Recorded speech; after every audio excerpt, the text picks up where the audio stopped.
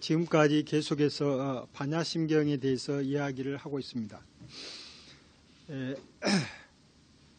수행을 통해서 이제 모든 것이 다 공성인 줄을 깨달았다고 하는 것은 무엇을 뜻하느냐 하면은 이 일상의 모든 삶에서 번뇌가 전혀 없다는 것을 뜻합니다. 모든 번뇌가 사라졌을 뿐만 아니라 번뇌의 특성이라든가 또는 그 밖에 다른 삶의 특성이 무엇인지를 정확히 알게 됐다는 것을 뜻합니다. 이와 같은 것을 증명하는데 물론 그 깨달은 사람을 통해서 너는 깨달았다라고 인가를 받을 수도 있지만 본인 스스로도 내가 얼마만큼 번뇌로부터 자유스러우며 또 힘을 얻고 있는가를 점검할 수 있습니다. 불교 수행에서는 초기 수행의 8정도나 또는 6바람일 수행이 있는데 그 두 가지를 크게 묶어서 선정과 지혜의 완성을 통해서 깨달음을 성취한다라고 이야기하고 있습니다. 그 가운데 한 가지가 선정이 실제 내가 얼마만큼 의지적으로 할 수 있는 건가, 내가 번뇌를 얼마만큼 다스릴 수 있는가를 결정합니다. 예를 들면 내가 참선 수행을 하거나 기도를 통해서 무언가 경계를 경험하고 그리고 많은 삶 가운데서 나를 번뇌롭게 했던 것이 사라지고 없는 것 같은 그런 느낌이나 실제 생활이 이루어질 수가 있습니다. 그런데 그것이 정말 어떤 단계를 넘는 것인지 아니면 일시적으로 그와 같은 것이 오는지를 결정하는 것은 그와 같은 경계가 내가 의지적으로 만들어낼 수 있는가라고 하는 힘을 스스로가 점검해 보면 알 수 있습니다. 그 가운데 하나가 선정에 대한 아주 의식 집중에 대한 것을 통해서 점검하는 것인데 먼저 고요히 좌선 또는 기도 상태에 들어가서 내가 옛날에 경험했었던 특별한 의식 상태 또는 선정 상태에 대해서 내가 지금부터 그런 상태를 오랫동안 유지하고 싶다라고 하는 생각을 냅니다. 그전에는 수행을 하다 보니까 특별한 그 상태를 경험했는데 지금은 내가 그와 같은 상태를 지금 오랜 시간 동안 경험하고 싶다라는 생각을 냈을 때 그 생각대로 오랫동안 2시간이 됐든 하루가 됐든 오랫동안 그와 같은 상태 속에 자기가 들어가 있어야 됩니다. 이것이 자기가 수행의 정도를 점검하는 첫 번째 과제고 두 번째는 이제 내가 그와 같은 상태를 바로 지금 들어가고 싶다라고 생각을 내면은 바로 그 자리에서 그와 같은 상태 속으로 들어가야 됩니다. 그다음에 세 번째는 내가 그런 상태 속에 들어가 가지고 언제 깨어나겠다. 내일 12시에 깨어났다. 모레 12시에 깨어나겠다라고 생각을 내면은 그 날짜 그 시간에 반드시 깨어나야 됩니다. 그다음에 네 번째는 선정에는 근접삼매와 집중이 이루어진 본삼매가 있는데 근접삼매는 우리가 지금까지 말하는 반야바라밀의 무아라든가 고라든가 공이라든가 무상 등을 여실히 체험하고 있는 상태를 근접삼매라고 이야기하고 있고 본삼매라고 하는 것은 마음이 한 가지 의식 주제 상태에서 아주 깊숙이 들어가 있는 상태를 뜻하는데 이 상태에서 내가 똑같은 수행을 하고 있는데도 불구하고 마음이 한 가지 수행 주제 속으로 깊숙이 들어가지 않고 몸과 마음에서 일어나고 있는 모든 현상들을 하나도 놓치지 않고 그대로 알아차리겠다라고 생각을 하면은 똑같은 수행을 하고 있는데도 불구하고 마음이 선정 상태로 들어가서는 안 됩니다. 물론 앞서 말한 선정의 집중 상태죠. 그러니까 집중 상태로 들어가면 안 되고 집중 상태에 바로 미쳐서 아주 미시하게 일어나고 있는 몸과 마음의 모든 현상들을 하나도 빠짐없이 관찰하면서 그것들의 특성을 제대로 알아차려야 됩니다. 이것이 네 번째입니다. 다섯 번째는 내가 지금부터 번갈아서 예를 들면 1시간은 근접삼매를 경험하고 다음 1시간은 본산매를 경험하겠다라고 하는 생각을 내면은 하루 12시간 가운데 1시간은 근접산매, 1시간은 본산매, 1시간은 근접산매, 다시 다음 1시간은 본산매 하는 순으로 그 의지대로 자기 상태가 지속돼야 됩니다. 이와 같은 것을 완벽하니 통과를 하게 되면은 불교에서 처음으로 사물의 본성을 제대로 보는 단계를 획득했다고 해가지고 견도라고 그렇게 부릅니다. 따라서 이와 같은 것은 무엇을 뜻하느냐 하면은 마음이나 몸에서 일어나고 있는 모든 번뇌를 내가 의지적으로 완벽하니 다스려낼 수 있다는 것을 뜻합니다. 그런데 견도 일을 통과하고 나서도 우리 몸과 마음으로 익혀왔던 과거의 무량한 업습들이 언뜻 올라옵니다.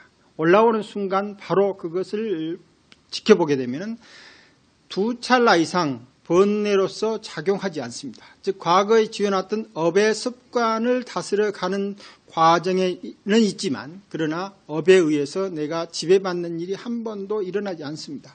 따라서 견도 이후라고 하는 것은 다시는 번뇌를 짓는 행동을 하지 않는다는 말을 뜻합니다.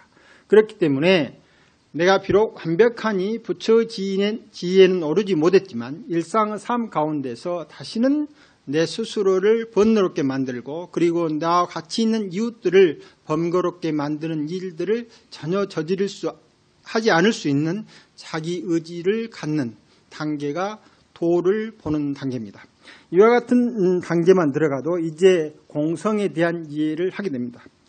공성이라고 하는 것은 반야의 3종 지혜를 뜻하는데 반야의 3종 지혜는 세 가지가 있습니다. 하나는 무원산매가 있고 공산매가 있고 무상산매입니다. 방금과 같은 5가지 과정을 통해서 견도를 증득하게 되고 다시 견도에서 또 수행을 계속해가지고 더 이 단계의 수행을 계속 증득할 때마다 자기 스스로가 그와 같은 상태를 점검해서 완벽하니 내적으로 모든 번뇌를 일으켰던 업습이 다 없어지고 그 다음에 사물의 본성을 완벽하게 체득하는 단계가 구경이 단계가 되는데 그 구경이 단계에 들어가서 체득되는 지혜를 반야의 3종 지혜라고 합니다. 반야의 3종 지혜는 첫째가 무원산매입니다. 즉 어떠한 것도 원함이 마음속에 발생하지 않는다는 말입니다. 원한다, 무엇인가를 내가 원한다고 하는 말은 현 상태에 있어서 내가 무언가가 부족하다는 말입니다. 즉 원하는 대상이라든가 원하고 있는 내 자체가 무엇인가를 완벽하니 이해하지 못하기 때문에 내가 무엇을 원하는 순간 나는 그 원함을 갖지 못한 즉 부족한 사람이 된다 이 말입니다. 그래서 마음 가운데 일체 모든 원함이 사라진 단계가 공성을 제대로 체득한다는 겁니다. 그런데 원이 사라지게 되면 앞서 말한 대로 마음 가운데 부족함이 사라져서 내 스스로의 번뇌를 일으킬 수 있는 모든 것은 다 사라지는데 동시에 삶이라고 하는 것이 무엇인가라고 하는 지혜가 획득됩니다. 이때 이 지혜가 함께 어우러진 사는 모든 생명들에 대한 자비심이 저절로 일어나는 단계입니다. 따라서 내 마음 가운데서 나를 위해서 또는 나를 뭔가 세우기 위해서 일어나는 모든 원함이 사라진 자리에 모든 생명들이 쉴 수 있는 그 자리를 만들어내는 힘들이 나한테 솟아오른다 이 말입니다. 그러니까 본질적으로 자기를 위해서는 아무런 원을 하지 않지만 그 원 없는 자리에 모든 생명들이 쉴 자리를 만들어내는 원이 솟아오르는 그런 상태를 뭐라고 하냐면 공성에 대한 이해가 깊어진 상태라고 이야기합니다. 두 번째, 방금 말한 대로 이제 원이 없으면 또다시 마음 가운데 일체 모든 이웃 생명들이 함께 들어와서 나를 이룬다는 것을 봅니다. 그러니까 내가 없어진 자리에 나를 이루는 것이 법계를 이루는 모든 인연 관계들이 나를 이루고 있다는 것을 보게 됩니다. 그래서 공이라고 하는 말은 내가 빈 자리에 들어있는 모든 생명들의 관계를 여실히 본다라고 하는 뜻입니다. 바꿔 말하면 나라고 하는 것이 현재 있는 이 몸에 국한되어 있는 내가 아니고 아주 확대된 나를 뜻합니다. 이와 같은 확대된 나를 화엄경 같은 데서는 비로자나 부처님이라고 말하고 있습니다. 그래서 법계 전체가 부처님이 된 것을 획득한 것을 뭐라고 부르냐면 공성을 봤다라고 부릅니다. 그 다음에 세 번째는 무상삼매입니다. 무상이라 할 때 이 상이라고 하는 것은 아상, 인상, 중생상, 수사상에 대한 쓸 때 그 상과 똑같습니다. 상이라고 하는 것은 법계가 만들어내는 특성 중에 하나입니다. 법계는 모든 상을 만들면서 동시에 모든 상들을 해체시키고 있습니다. 그래서 상을 만들지만 어떤 상에도 머물러 있지 않습니다. 법계는 상을 만듦과 동시에 상을 해체하고 상을 해체함과 동시에 상을 만들어내기 때문에 상 없는 것에도 머물지 않고 상 있는 것에도 머물지 않습니다. 그래서 무상이라고 하는 말은 상이 없다라고 하는데 머무른다는 뜻이 아니고 상이 없음에도 머물지 않고 상이 있음에도 머물지 않는 것을 뜻합니다. 그래서 금강경에서는 약견, 재상, 비상, 즉견, 열애라고 하고 있습니다. 만약에 우리가 일체 모든 것 중이 상 없는 줄을 이해한다면 보는 것 그대로가 열애가 되고 열애를 본다라고 말했습니다. 이때 열애를 본다라고 말하면은 열애라고 하는 상을 보는 것처럼 생각하면은 내 마음 가운데 아직도 상을 떨쳐내지 못했습니다. 그런데 보는 것 그 자체가 열애가 되면은 이제 본다는 사실이 항상 이루어지고 있는 인연의 흐름을 명확하니 알아차리기 때문에 보는 것 자체가 전체가 돼서 볼 수 있는 열애가 있는 게 아니고 보는 것마다 열애가 된다는 것을 뜻합니다. 이와 같이 보고 듣는 것마다 열애가 되는 상태를 뭐라고 말하냐면 상 없는 상태라고 이야기합니다. 그래서 사리자가 이제 모든 공상을 체득해서 제법 실상을 토득해서 이제 공성을 획득하게 됩니다. 공성을 획득하게 되면은 그 결과로 알려진 지혜가 뭐냐면은 뒤에 나오는 거죠.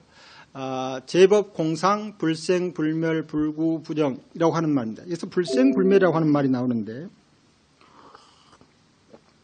우리가 보면 무엇인가 늘 생겨나고 무엇인가가 늘 없어집니다. 그래서 하나의 개체로 보면은 분명히 생겨난 것이 있고 분명히 사라진 것이 있습니다.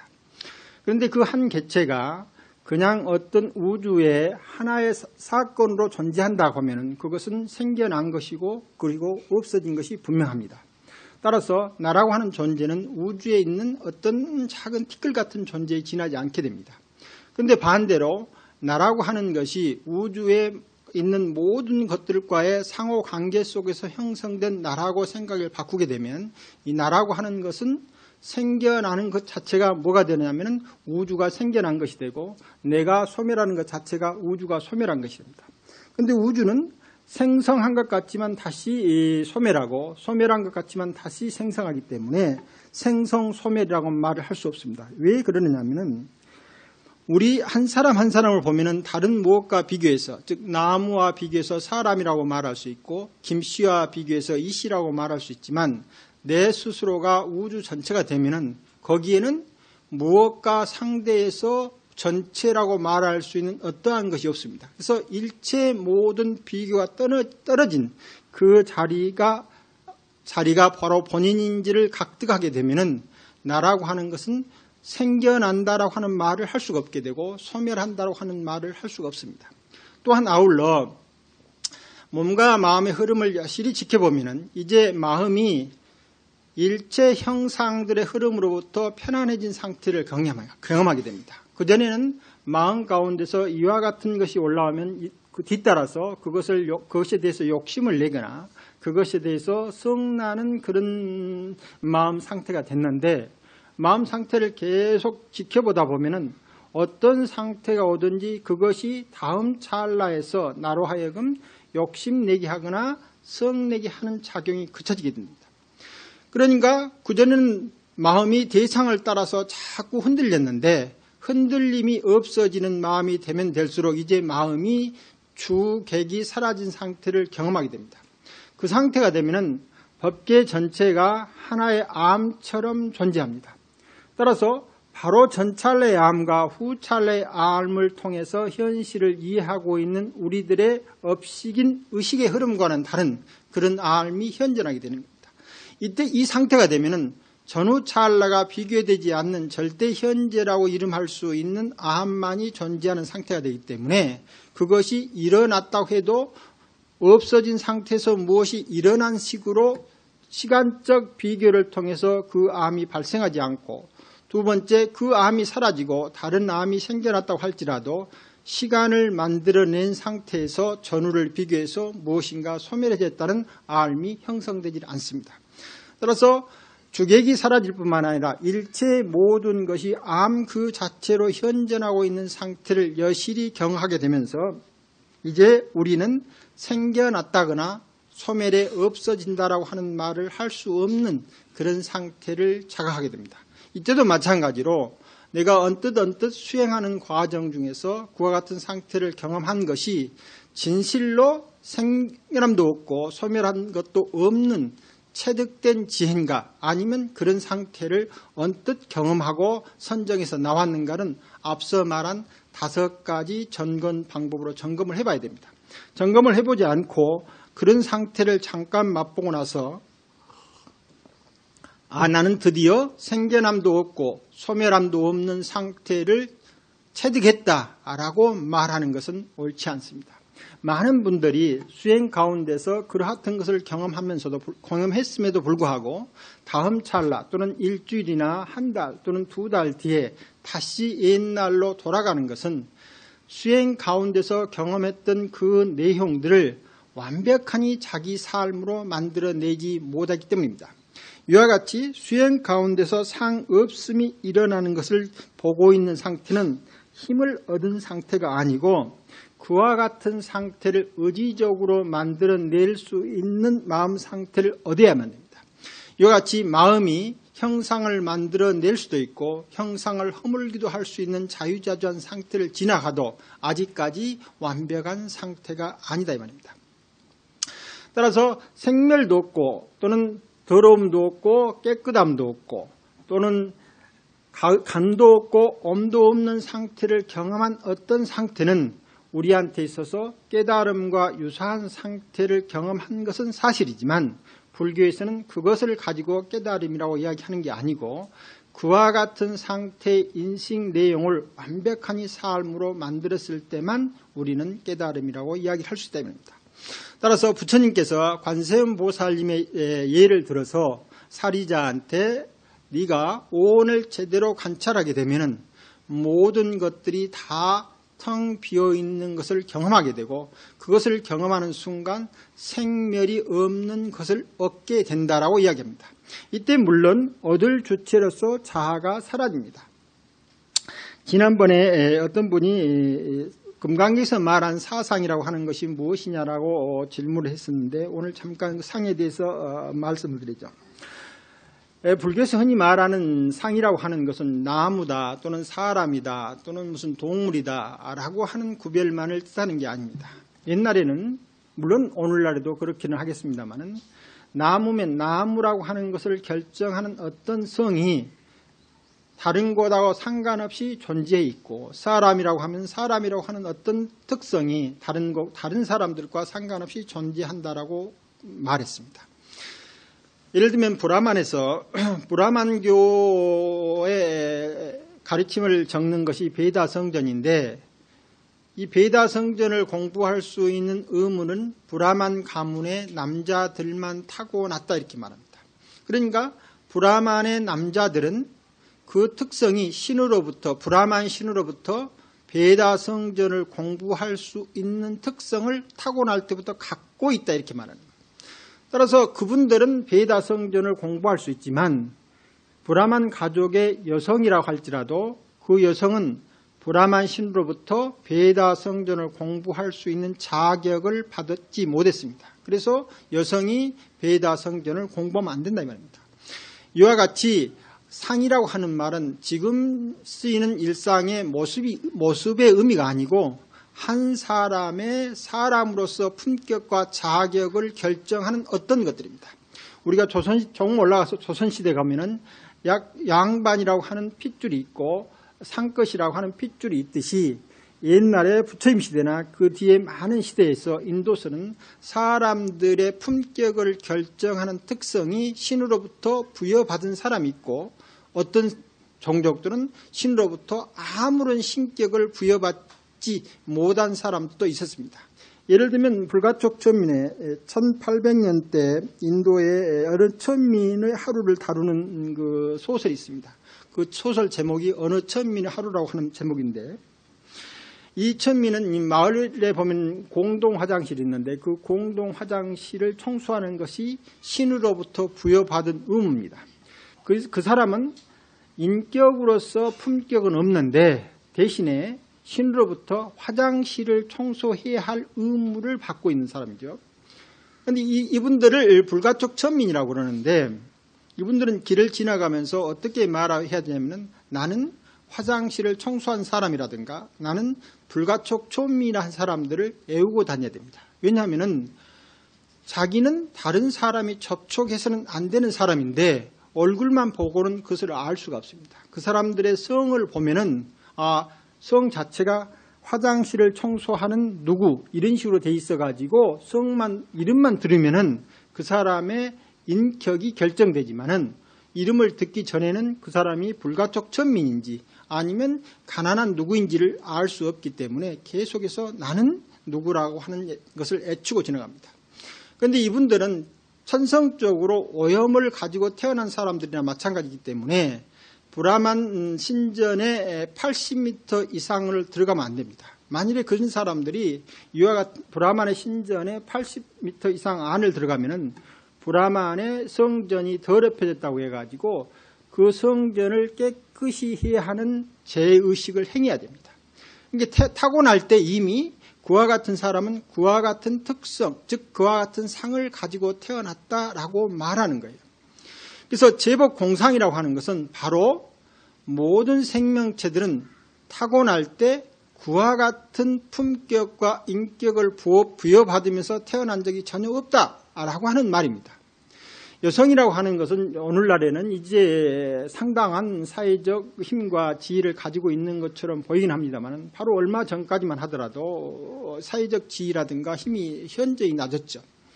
그런데 그와 같이 낮은 이유는 왜 낮았냐 하면 여성은 타고날 때부터 그와 같은 품격을 타고났다라고 이야기했기 때문입니다. 뭐 다른 종교이기 때문에 약간 저합니다만은 예를 들면 우리가 미사를 드릴 때 이거 하얀 면사포를 쓰거나 또는 결혼식을 할 때 여성분들이 면사포를 씁니다.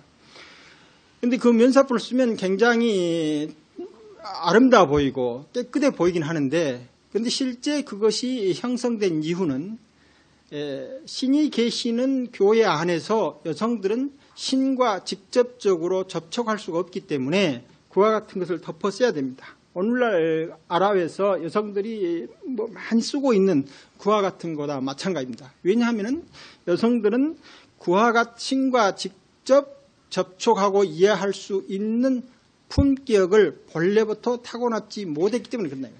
특히 이번에 문제가 되고 있는 그 아프가니스탄이라든가 그런 데서는 탈레반들이 여성들은 교육해서는 안 된다라고 말하고 있습니다.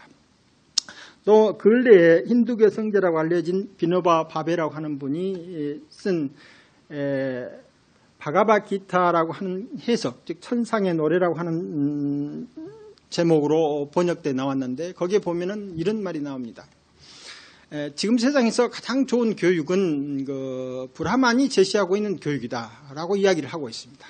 지금 현재 교육이라고 하는 것이 물론 여러 가지로 문제점이 많기 때문에 그걸 지적받는 것은 당연합니다만은 그런다고 할지라도 그 대안으로 브라만이 제시하고 있는 교육이 타당한가라고 하는 것은 문제가 있는데 거기는 이렇게 말하고 있습니다.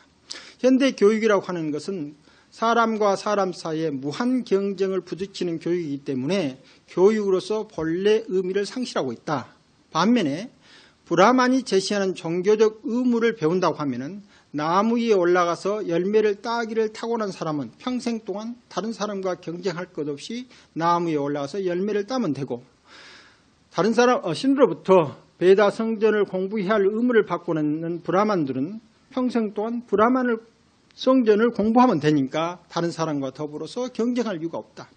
따라서 아주 많은 카스트가 있는데 그 카스트들은 선조부터 지금까지 계속해서 같은 모습으로 일을 해오고 그리고 그것을 능수능란하게 잘 할 수 있기 때문에 다른 이유가 필요 없다. 그래서 가장 좋은 교육은 브라만에 의한 카스트 교육이다라고 말을 지금도 하고 있다 이 말입니다. 그런데 그것은 나무 위에 올라가서 열매를 딸 수 있는 권리를 확보를 받았지만 그 사람이 대신 다른 것을 할 수 있는 어떠한 권리도 갖고 있지 못합니다.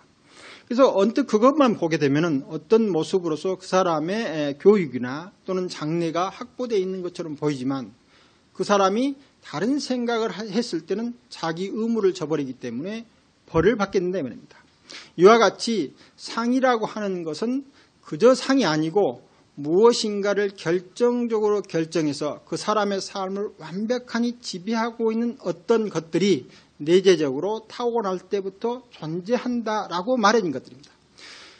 모든 생명들은 그와 같은 것으로 존재하지 않는다라고 하는 말이 무슨 말이냐면 제법 공상이라고 합니다. 그런데 우리는 이와 같은 일들을 실제로 집에서나 현대도 많이 하고 있습니다. 예를 들면은 공상 아닌 생각이 어떤 거냐면은 내가 누구한테 말을 했을 때 내 말대로 상대가 움직여주기를 바라는 것은 언뜻 보면은 별것 아닌 것처럼 보이지만은 그 말은 내 말이 힘을 가지고 있고 그리고 내 말 따라서 너는 움직일 수 있는 사람이 되고 나는 그를 부릴 수 있는 사람이라고 하는 것이 은연중에 들어있는 것하고 똑같습니다. 상이 없다고 하는 것은 이와 같이 존재를 결정하는 어떤 상이 없는 것일 뿐만 아니라 우리가 일상생활에서 상대를 대할 때 그 상대로 하여금 내 말대로 따라주기를 바라는 생각이 내 마음속에 있다는 것은 나는 상대를 부릴 수 있는 어떤 권리를 현 상태에서 갖고 있다는 말이 되고 상대는 그렇기 때문에 내 말 따라서 움직여야 된다고 하는 의무를 갖고 있다는 말이 된다 이 말입니다. 언뜻 보면은 전혀 별개인, 즉 브라만이 제시하고 있는 상과는 전혀 별개인 것 같은 그런 것들이지만 실제 현재 우리 삶, 즉 브라만의 삶이 전혀 아닌 브라만의 카스트가 제시하고 있는 삶이 아닌데도 불구하고 우리 사회 곳곳에서 그런 식으로 이루어지고 있습니다. 심지어 그것을 다른 사람한테만 행하는 게 아니고 자기 자신한테도 그렇게 말을 하는 거죠. 즉 내가 무엇을 가져야 나로서의 품격을 지키고 있는 것처럼 생각하는 어떤 것들, 예를 들면 요즘에 사회적으로 막 유행도 하고 또는 문제도 되고 있는 명품 같은 것이죠. 명품이라고 하는 어떤 품격이 사람의 특성을 결정한다라고 생각하는 것이나 앞서 말한 브라만의 카스트가 근원적으로 그렇게 존재하고 있다는 생각이나 그 의미에 있어서 큰 차이가 없다 이 말입니다. 따라서 내가 나 스스로한테 그와 같은 카스트적 존재성을 부여하고 있는 것, 이런 것들을 뭐라고 하냐면 상이라고 그런다. 그래서 제법 공상이라고 하는 것은 마음 가운데 나뿐만 아니라 나와 같이 한 모든 생명들로 하여금 그와 같은 상으로서 존재한다라고 하는 그런 의식이 완벽히 사라졌을 뿐만 아니라 그런 것으로부터 오는 모든 번뇌가 내 몸과 마음과 일상의 삶 속에서 완벽히 사라진 것을 뜻한다 이 말입니다. 따라서 삶이 굉장히 편해진다. 예를 들면 저 명품을 가져야 내가 굉장히 편해져야 될 텐데 아까 말한 대로 명품이라고 하는 것의 특성이라고 하는 것이 무엇인가를 잘 알아서 명품을 갖고자 하는 원으로부터 내가 자유스러워지면은 그것에 대한 번뇌가 사라진다. 이와 같이 번뇌가 사라짐과 아울러서 그 특성이 무엇인가를 잘 아는 것이 모든 공성을 체득하고 공성을 실천하는 삶입니다. 이와 같은 삶을 얻게 되면은 우리가 드디어 생과 사를 떠나는 그런 삶을 살게 된다라고 지금 계속 이야기를 해가는 중입니다. 어쨌든 마음 가운데 반야바라밀이라고 하는 것은 몸과 마음에서 일어나는 모든 현상들을 있는 그대로 관찰하기 시작하는 겁니다.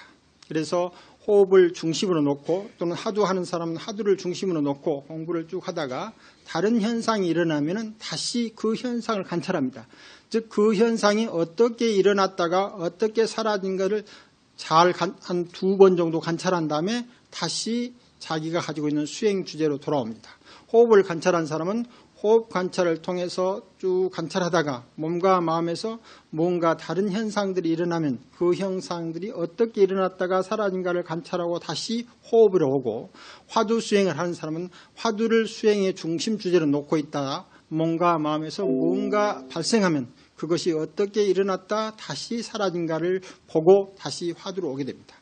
이와 같이 한 가지 주제에 의식이 집중해 있는 상태는 선정을 기르고 이 선정을 통해서 번뇌로부터 자유스럽게 되고, 동시에 몸과 마음에서 일어나는 일체의 모든 현상들이 생성과 소멸을 여실히 보게 돼서 생성과 소멸이 없다는 것을 보게 되는 순간 반야의 지혜를 완성하게 됩니다.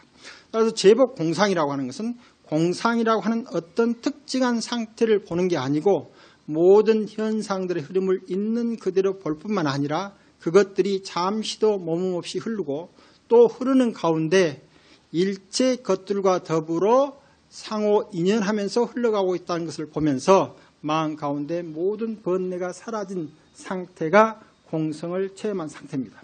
그래서 공성을 체험한 상태는 앞으로 말할 모든 무적 상태를 이야기하고 있다고 하겠습니다.